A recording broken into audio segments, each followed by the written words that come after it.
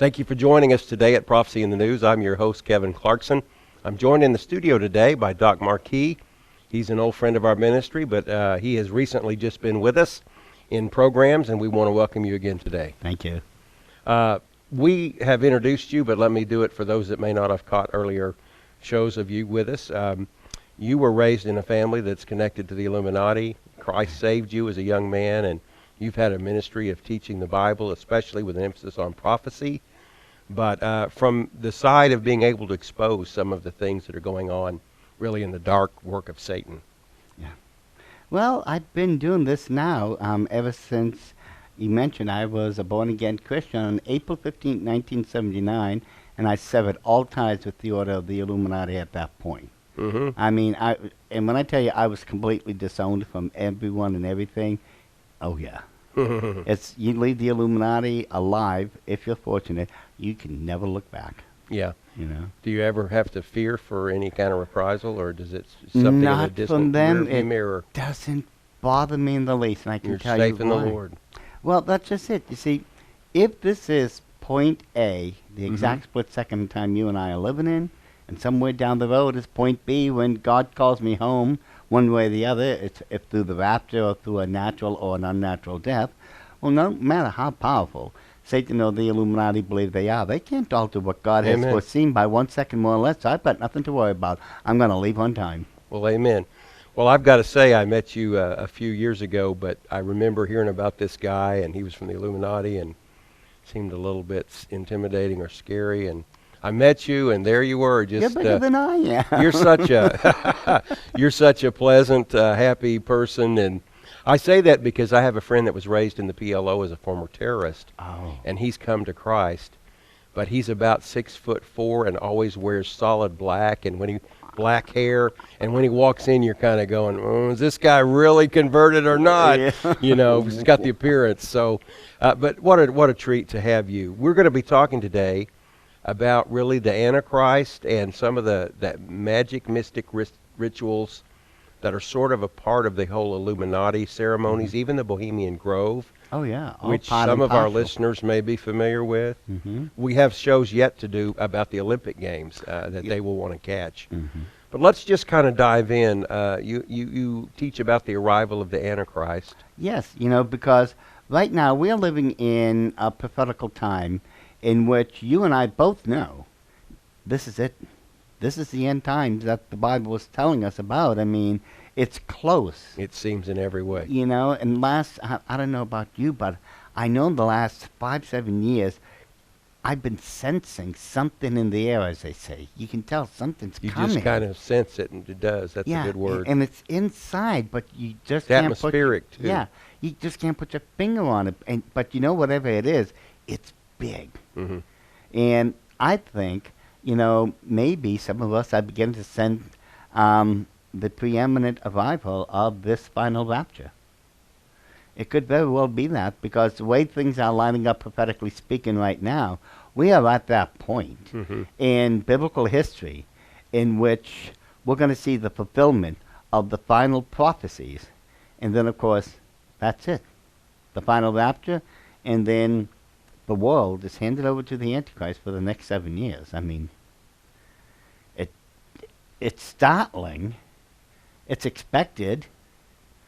But still, all these things make you wonder. Mm-hmm. And that's just part of the majesty and wonder of God.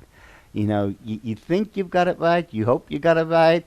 You're sensing things and all this other stuff. But is it here? Are we right? And all this. So. Mm-hmm. Well, the most dramatic appearance of the Antichrist I know of in Scriptures in Revelation 13, where John sees a beast rising up out of the sea. Yeah. And the funny thing, in the Order of the Illuminati, I was told back in 69, this is 69 now, that he had been born. 1969. Yeah. So we're talking 48 years ago. Yeah. Now, understand, in the Illuminati, they don't call him the Antichrist. He's probably the believer savior. He's referred to as the king of the despots. The king of the despots. Yeah, a despot, a low, worm, evil, filthy, disgusting type of individual, despotic. he is referred to as the king of all those type of people. Hmm. Yeah. Antichrist, that is a Christian term. It's not a term you found Right. in the Illuminati. And when we look at the scriptures very carefully, just as you pointed out in Revelation chapter 3 and also Daniel chapter 11 especially, that gives a good description of, what you can expect to see from this individual. And it is an interesting fact. When we look at the Illuminati playing cards, we find out a lot of information about the Antichrist, among other things. Now let's mention back up about the playing cards. Yeah. We've discussed those before, but some may not have heard that. Well, the Illuminati playing cards, it's supposed to be just a regular card game, like Magic the Gathering, Mhm. Yu-Gi-Oh, Pokemon, things like that. What people didn't realize that in 1982, when these were released, and that was just 3 years I had been saved. And when I first saw those cards, I knew what they were. These were the well laid out plans of the Order of the Illuminati to give all their followers and people in it, a warning what to expect. This is going to happen. Get out of the way, prepare yourself for this, and all this other stuff. Kind And of a they've- coded inside information. Exactly. And you have to read a lot of the cards carefully also to understand what's really going on. But these cards also, a lot of them refer to things that you and I would understand to have been mentioned in the Bible, especially when it came to the Antichrist himself, the type of character he'd be, how he would be received, eventually as, a charismatic person at first, and then the new Messiah. And there are cards that say that, exactly. And you could see how he's portrayed and everything. Mhm. And so what we see in those cards line up perfectly, as I said, with Revelation chapter 13 and, of course, Daniel chapter 11. Well, he's described as a ferocious beast, I guess. Oh, And, yeah. he's also described in Daniel in some very interesting ways. Well, yeah. He changes times and seasons. And he does not worship the God of his fathers. Right. He is obviously A god of fortresses is mentioned. forces. Forces. And that's part of one of the Hebrew. names of the ancient gods and of Lucifer. Mhm. So we know by that he's worshiping Lucifer He's a himself. devil worshiper. And remember, it also says the God of his father. So he's Jewish by lineage, Right. because that is the God of his fathers. Yeah. It goes back to Revelation chapter 2 and 3, where it says, that they profess themselves to be Jews, but are not, but are of the synagogue of Satan. Right. He's just like the head of the Order of the Illuminati, this soon to arrive Antichrist figure. Now, interesting enough, if we take it and study that carefully enough, we find out whoever this Antichrist figure is at first a politically unknown individual, but seemingly has an overnight meteoric rise. He's able to solve seemingly all the problems of the world, and he's going to be hailed as the new Messiah, especially since he makes that 7-year peace treaty with Israel. Brings no- Middle East peace. Yeah, and no one's been able to do that. Mm-hmm. So this would be, the biggest culmination of his career, if you want, to look at it that way. But we know it gets much worse once he enters into the third temple and sits upon the throne of David and proclaims himself to be as God. 2 Thessalonians 2. Yes. So there you have the biggest blasphemy of all history. Oh, yeah. I mean, this is beyond, the pale. But this is not unusual. And the funny thing is, all these things, believe it or not, are also believed by most members in the Order of the Masons. See, Is that right? Well, yeah, you see, Masonry does not go all the way back to the building of the tower, the Temple of Solomon, as they themselves will tell you that's not the truth. Mm-hmm. The first historic temple we know that was built was the Aberdeen Lodge in Scotland in 1717. The long and short of it, the rich people, the people with money, took over the temples, kicked all the genuine stonemasons out, and became accepted masons. All right. That's the long and short of it. But it would be about 7 decades later, in 1786, when Dr. Adam Weishaupt sent his right-hand man, Baron Adolf von Koenig, to meet with the 23 representatives of the Masonic world at that time. Now, after meeting together for 30 different sessions, those representatives signed a blood contract vowing to follow the 7-part plan of the Order of the Illuminati to create a new world order. What was their motivation for that? Was it that they so believed that that was their destiny, or did they receive some kind of kickback or More than anything else, it was power. pursuit of power? It would have been power more than anything else, because these were rich people to begin with, noblemen. Mhm. They were learned. They knew the arts and everything else. But for them, it really was all about the power. And ever since 1786, the Illuminati have been working through the Masonic temples. They never had to build their own meeting lodges or anything. No, they've been working through the Masonic lodges to this very day. And if you go into the actual books of the Masons, now I have more than 100 of their own books in my personal library, and quite a number of them are coded, but I can read them. Mm. And when you read through the books themselves, and I did a DVD on this, and I used nothing but Masonic literature to prove this. Not only do they want nothing to do with Christ himself, they deny him, and they identify their God as Lucifer. But you don't find these things out until you get Upper levels. into, yes, you see.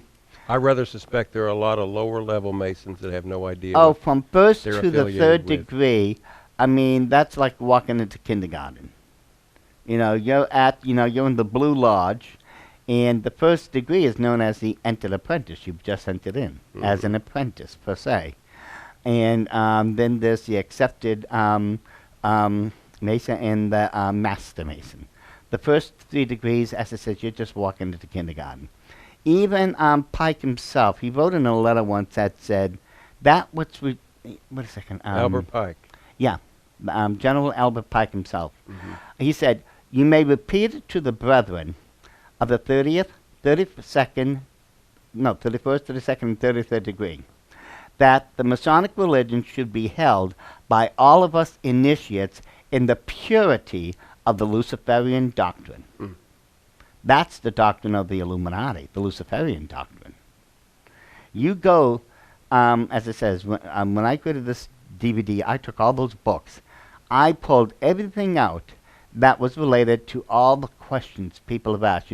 Is it really a religion to begin with?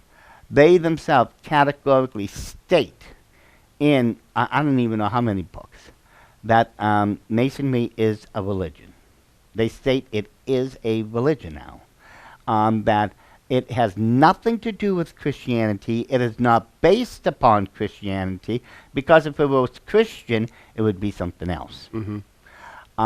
They also reject the teachings of the Bible. They think of the Bible, believe it or not, just as so much window dressing. In other words, if you live in America and you have a Masonic lodge, well, the window dressing would be the Bible. But if you live, let's say, in the Middle East, the window dressing would be the Quran. It just depends. It's part of your culture. Right. So we'll dress it up, make it look good, but that's it. It's just window dressing. It means nothing to them. It deceives, though, with appearance. Well, that's just it, isn't it? It gives you that deception. And on and on and on. The books themselves damn those people who are in the Masonic lodges, because if you, again, when we go through the books, the only way of salvation, of guaranteed salvation, is to learn about the light of Masonry, because the light is what will lead you on at the end. Satan is such a counterfeiter. He masquerades as an angel of light, doesn't he? Well, it goes even further than this, because a lot of the Masons, well, as I said, the Masonic lodges are used by the Illuminati to work through. But that's not the only place they work through. They have this one place in California, you might have heard of it. It's known as the Bohemian Grove. Yeah. Right. It's what I call the Illuminati's version of a summer camp. It's where, you know, some of the most powerful people in this world meet for 2 or 3 weeks every summer to discuss the new plans that they have that's going to affect you and I. And at this particular summer camp, and it is true, I've seen this before, there is a 40-foot owl in the grove itself, in which they are holding these ancient ceremonies. One in particular is known as the cremation of care. Mm-hmm. Now, I did do a DVD on that, and the one thing that I can definitely tell you is that the cremation of care is a genuine occult ritual. I broke it down, and I showed the people just what constitutes a genuine ritual, and we compare it to the cremation of care, and every single spot just adds up. It's all the same thing. But it's here that through the summer, as it says, that they will make some of the biggest plans ever. Now that I think of it, the idea for the Manhattan Project began at the Bohemian Grove. Is that right? Yes. Some of your presidents, quite a number of them were there. Papa Bush and Baby Bush. This last one? Mm-hmm. I know Ronald Reagan was there. I know he's attended. Mm-hmm. Richard Nixon. Carter was there. And this is where some of the most important decisions in life is made. It was at the Bohemian Grove. Yeah, these are key leaders and world players, aren't they? Oh, even kings have been there, princes, world leaders, as you pointed out. And it was there also that Ronald Reagan agreed not to run against Richard Nixon, for the presidency that time around. Of course, Bill Clinton, and this, as I said, this is where some of the greatest decisions are made by an average of somewhere between 2,000 to 2,500 people in the order of the Illuminati. The bigwigs, the power brokers, will meet. And this is very much a secure meeting. Public is not allowed. No press. Oh my goodness, a lot of people Security have tried to access down the main road into it. They're always stopped. If they go beyond a certain point, they will be arrested. The only person that successfully made it through once was Alex Jones. And he tried again, and he got his friends that were with him got arrested. He did once, I think, get some footage, though. Oh, yeah. There's no doubt of it. But And I've seen, I don't remember who accosted. David Gergen was an interesting fellow. He's on CNN sometimes, but he was an advisor to the Republicans, and then he flipped and became an advisor to the Democrats. And he was accosted on the street by a reporter, and they brought up, well, you were at the Bohemian Grove, and he stopped just short and for a second looked scared to death. And then he said, I don't know where you get your information, but that's none of your business. And he turned and walked away. Yeah. Well, I think it was Papa Bush that on TV, he was asked the same thing. And he says, well, I'd tell you about it, but it's a secret, so I can't. And he just kept dodging the question. But Yeah, it's super confidential. But this cremation of care ceremony does call for a sacrifice and everything. Of a human. Yeah, well, you see, the one thing Alex Jones missed upon this, he didn't understand the ritual.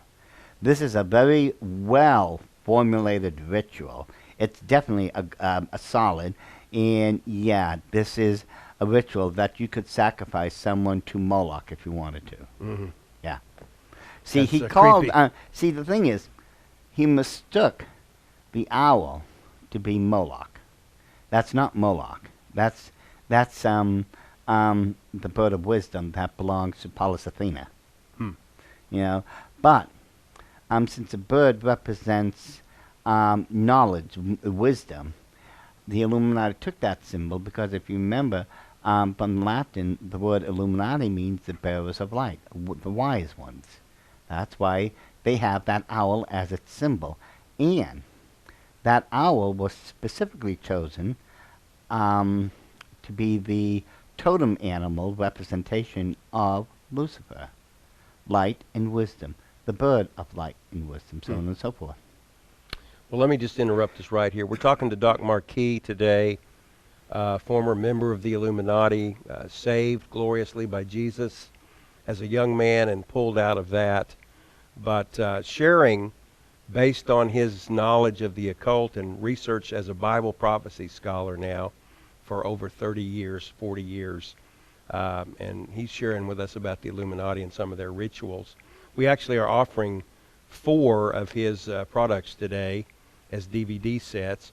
This is the Arrival of the Antichrist, which we started the program speaking about this whole issue and how the man of sin will be revealed, the final world dictator, set up really by this whole process of these nefarious dark players in our world. This is several hours of teaching. And then following that up, magic, mysticism, and masonry, about some of the rituals, spells, ceremonies, etc. that are involved, and even ties into the upper levels of masonry and why the lower levels need to be aware of this. And then, as we just discussed, the Bohemian Grove takes place every year in Northern California, and quite a bit. Each of these is several hours of presentations with photos and all kinds of pictorial information. And then one we'll get to next, but the Protocols of Zion, which tries to paint the world under control of a Jewish conspiracy, which fuels some of these and goes the wrong way, because we do know that Israel is in God's prophetic plan, and so there's a higher word than anything that man planned.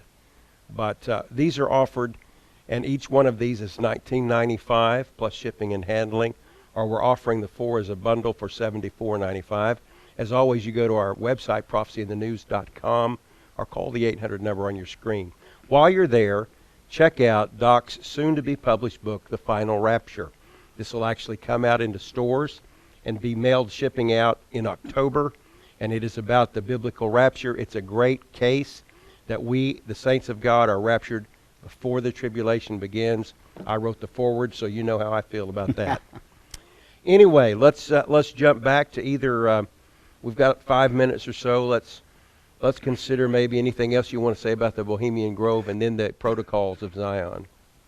Well, as we're saying, the Bohemian Grove itself is where 2,000 to 2,500 of the most powerful political brokers and members of the Illuminati will meet every year for 2-3 weeks. It's an international crowd, correct? It is international. It literally scans the whole globe.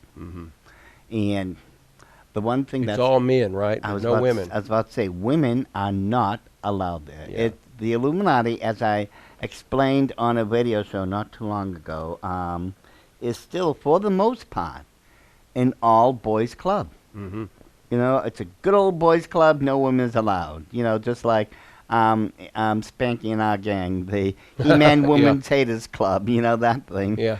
And that's the reason why Hillary Clinton did not become the president. Yeah, everyone was saying it was going to be her. And as soon as I knew she was going to run, I knew, well, if she is the front runner, whoever the front runner for the Republicans are, that's going to be a champion. Yeah, I knew it. You know, she may be one of them. She and everyone else may think that, okay, it's time for a female president. No, I knew it wasn't going to happen. So, You know, Margaret Thatcher, the British mindset, they were ready for a female leader. But the Illuminati would not give up the most powerful seat in the world to a female. especially such an ambitious one. You know, and in this case, they couldn't stop the person Right. who got it. It was Donald Trump. That's what I love most about it. The person they want to give it to, and the person that they didn't want it to, they lost it to anyways. Well, you know, we know from the Bible that their end game is going to come about. But at this present moment, it looks like they've had to take a step back, even themselves, kind of by the way things have tilted. That's exactly what's And happening. I think it's a church's opportunity to continue to pray for just a crack in the door for some revival, for an awakening, And I sure urge people to do that. Amen. God's plan's going to happen. We can't stop it. We don't want to. We've got a 4 to 16 year window of opportunity here right now to stand up as the children of God, more than likely the final and last remnant that he said he would give us, and speak up for Christianity, for Christ, for his word right now. Amen. And better than ever before. And we've got to take the opportunity now while we still got the chance and the time. Well, Doc, in a minute or so, what would you tell us just about the protocols of Zion, any bearing it has? The protocols of Zion are not what they appear to be. Most people believe it represents a Jewish Zionist conspiracy, and it doesn't. What most people don't realize, it's a coded document. That's an Illuminati document you're reading. Those are actual meetings, minutes of the meetings of the Illuminati themselves that was stolen by a child lady who worked for a high-level ranking Mason who was in the Illuminati. That's how it came into existence. But what no one realized, it was coded. People nowadays are reading it and saying, no. And I'm going, no. That's coded. You don't know what the true topic is. Once you do, it's a historical nightmare of horrors that haven't hit yet. But their plans state they will do. Well, you explore that in depth, don't you, in this presentation? Oh, yes. Oh, yeah. Well, that's fascinating. Well, where do you see things going if we don't have a spiritual awakening and we continue on the, train track toward globalism? What do you see happening immediately? Well, I guarantee you that going by the ancient timelines, I remember that the Illuminati had plans and everything. Between 2028 and 2030. This is when, according to those timelines, they'll have everything in the back of their pockets. Now that means they could now move at a whim. So I'm thinking, when I consider Vice President Mike Pence and Donald Trump can represent a 4 to 16 year window of opportunity, well, when that window would be closed, it fits right in with that 2028, 2030 timeline. Okay. Well, I've got to take it right there, but thank you for being with us, and thank you for being with us. Hope you'll join us next time for Prophecy in the News. We want to urge you to realize you don't have to fear these things or live in dread. Christ came to save us, not only from this present evil world, but for eternity. Call on his name and keep looking up.